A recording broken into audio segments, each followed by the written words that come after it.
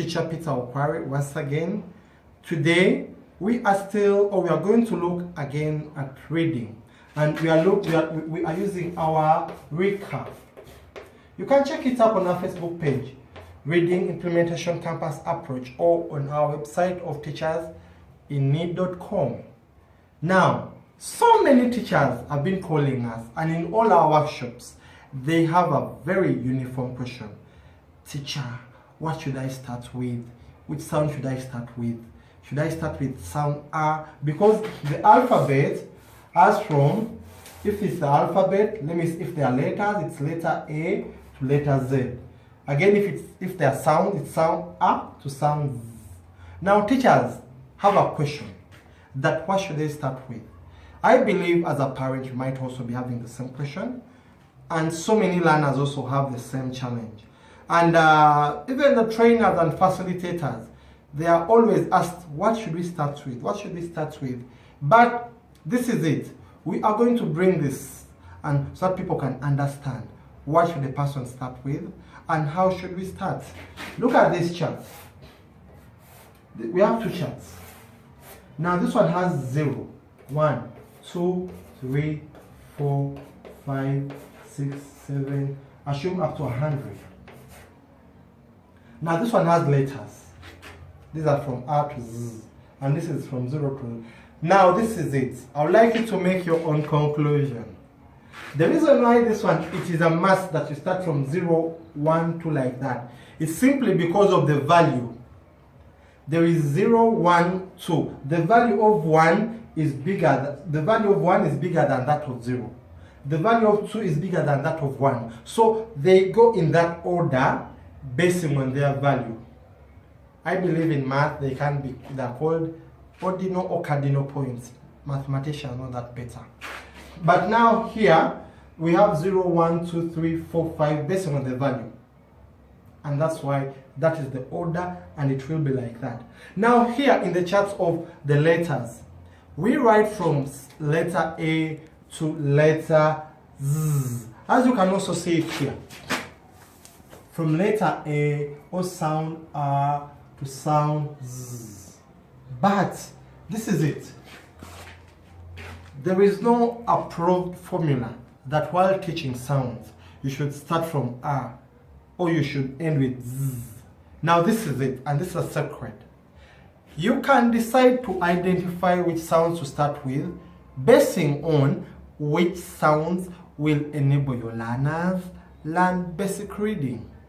We have reading on all levels. We have advanced reading, we have basic reading, we have amateur reading. Now, basically, yes, if you're looking at the amateur reading of the beginner or the beginner reading, you as a teacher, you should be very creative. Reading is like a car, learning how to drive a car.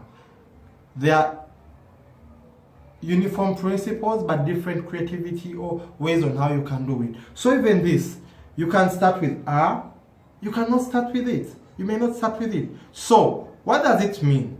If you are teaching reading, assume this is sound R and this is sound Z.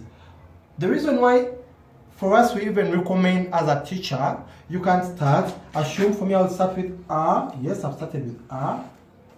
Sound R. Now from sound R, we do everything in sound R so that they can master it. Now from there, the reason why you start with this or any other is basically for you to know, is the sound that I'm teaching them, if I join it with another sound, can it make a word? Now for me, I can start with that. Then the next time we teach this sound. Here R for axe, then sound for tick. Sound A for axe, then this is T for sound for tick. Now why? In most cases, within a very short period of time, if they have mastered it, our learners can be able to write or to read the word A, and then I've segmented it, A. They can read A. Now from there, I can go to sound N. Then they learn sound N. Now from there, they can be able to learn that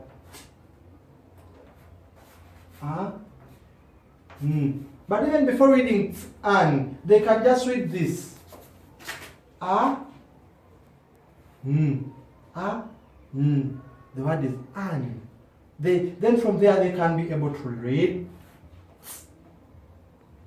Yes, we put it here. The word is tan. Are we together? So, regardless of what you start with or what you end with, at the end of the day, the main objective of reading or sounds is to enable children learn how to read. What is it? To enable children learn how to read, not to cram them. So, these ones, simply because they are not values, they don't have an order. That is the writing order which was given to us so that we can memorize and understand them. So that each person won't say this or that or that, but at least when we have a uniform way. And in letters, it is fine so that we can maintain them that way. But if it comes to reading, you can start with any that can enable your children learn how to read. Thank you. And I do believe, let us pause a bit and go. Welcome back from that short break. I'm still Teacher Peter. Now today, on the education we need versus the education we want. Yes, we are adding from the first session of what should we begin with. Now this is it. As parents and teachers, before the term begins, we should be on the same page. We should understand what do our children need. As a school, are you starting with letters? It's fine if that's the way you are starting.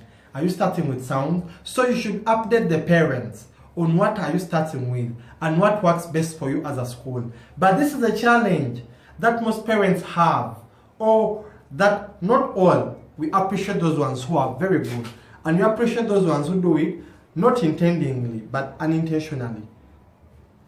A parent brings the child in a school. Within 1 month, they start complaining. The child is in baby or middle top, and you come. Teacher, my child can't read. Why don't other children can read? This is it. Children have different levels and different retention capacities. One can learn faster, then the other can be a slow taker, but at the end of the day, they will learn. So parents, this is a humble request. Kindly don't put schools on pressure. Don't put teachers on pressure because you want your child to read. At the end of the day, that's why you find so many teachers beating children. Simply because the parent is putting them on pressure and they don't have any remedy. So give them time so that reading and learning can grow gradually. I think we are learning something from it. There's a parent, a teacher called me one time and said, Teacher Peter, I'm having a challenge. And not even one, so many. Parents can go and blast them. You see, I pay a lot of money, but my child can't read, blah, blah, blah. Which isn't bad. Yes, you should see value for money, but it goes back to the school.